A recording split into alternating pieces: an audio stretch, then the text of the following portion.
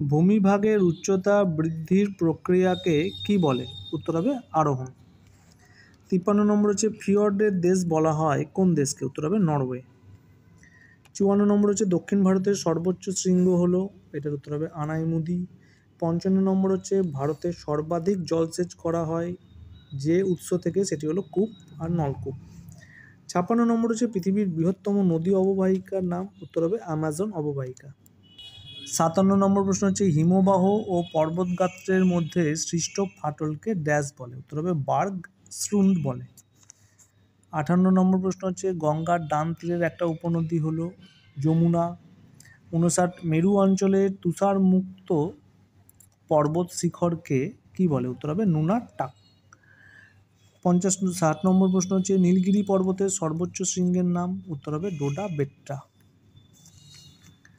61 নম্বর প্রশ্ন হচ্ছে যে প্রক্রিয়ায় বিভিন্ন প্রাকৃতিক শক্তি ভূপৃষ্ঠের ওপর কাজ করে ভূমিরূপের পরিবর্তন ঘটায় তাকে বলে বহির্জাত প্রক্রিয়া। পরের 62 নম্বর প্রশ্ন হচ্ছে লবণযুক্ত শিলাস্তরের ওপর নদীর প্রধান ক্ষয় প্রক্রিয়াটি হলো, উত্তর হবে দ্রবণ ক্ষয়। 63 নম্বর প্রশ্ন হচ্ছে ভারতের নবীনতম রাজ্যটি হলো তেলেঙ্গানা। 64 নম্বর প্রশ্ন হচ্ছে উত্তর পশ্চিম ভারতের গ্রীষ্মকালে যে ধূলিঝড় দেখা যায় তা হলো আঁধি। 65 নম্বর প্রশ্ন হচ্ছে বারখান বালিয়াড়ি থেকে শিব বালিয়াড়ি সৃষ্টি হয়, উত্তর হবে বারখান বালিয়াড়ি। 66 নম্বর হচ্ছে দেবপ্রয়াগে ভাগীরথী ও অলকনন্দা নদীর মিলনে গঙ্গা নদীর সৃষ্টি হয়েছে। 67 নম্বর প্রশ্ন হচ্ছে বিভিন্ন ধরনের বহির্জাত শক্তির দ্বারা ভূমিভাগের সমতলীকরণ ঘটলে তাকে ড্যাশ বলে? উত্তর হবে পর্যায়ন। তারপরে 68 নম্বর প্রশ্ন হচ্ছে হিমবাহ ও জলধারা বাহিত নুড়ি, বালি, কাঁকড় ইত্যাদি সঞ্চিত হয়ে দীর্ঘ সংকীর্ণ আঁকাবাঁকা শৈলশিরার মতো ভূমিরূপকে ড্যাশ বলে? উত্তর হবে এস্কার বলে। 69 নম্বর যে উচ্চভূমি দুটি নদী ব্যবস্থাকে পৃথক করে তার নাম লেখো, উত্তর হবে জল বিভাজিকা। 70 হচ্ছে ভারতের সর্বোচ্চ গিরিপথ কোনটি? উত্তর হবে খারদুংলা। 71 নম্বর ভেম্বানদ কয়াল কোন রাজ্যে অবস্থিত? উত্তর হবে কেরালা। 72 নম্বর হচ্ছে নদীর ক্ষয়কার্যের ফলে গঠিত যে কোনো একটা ভূমিরূপ সম্পর্কে উদাহরণ দাও, উত্তর হবে গিরিখাত। 73 নম্বর হচ্ছে ভারতের কোন অঞ্চলে বছরে দুবার বর্ষাকাল হয়? উত্তর হবে করমণ্ডল উপকূলে। 74 নম্বর হচ্ছে পৃথিবীর দীর্ঘতম উপত্যকা হিমবাহ হলো, উত্তর হবে হুবার্ড। 75 নম্বর প্রশ্ন হচ্ছে থর মরুভূমির চলমান বালিয়াড়িকে, এটা হবে দ্রিয়ান বলে। 76 নম্বর মরুস্থলী অবস্থিত ভারতের কোন রাজ্যে? উত্তর হবে রাজস্থান। 77 নম্বর হচ্ছে ভাবুল মালা কোন পর্বতমালায় অবস্থিত? উত্তর হবে পশ্চিমঘাট পর্বতমালায়। 78 নম্বর প্রশ্ন হচ্ছে পৃথিবীর বৃহত্তম নদী দ্বীপের নাম, উত্তর হবে এলহা দা মারাজো। তারপরে 79 নম্বর প্রশ্ন হিমবাহের ক্ষয়কার্যের ফলে সৃষ্ট একটি ভূমিরূপের নাম লেখো, উত্তর হবে কোরি বা সার্ক। তারপরে হচ্ছে 80 নম্বর ভারতের অরণ্য গবেষণাগার কোথায় অবস্থিত? উত্তর হবে দেরাদুন। 81 নম্বর কোন গতিতে নদীর ক্ষয় সর্বাধিক হয়? উত্তর হবে উচ্চ গতিতে।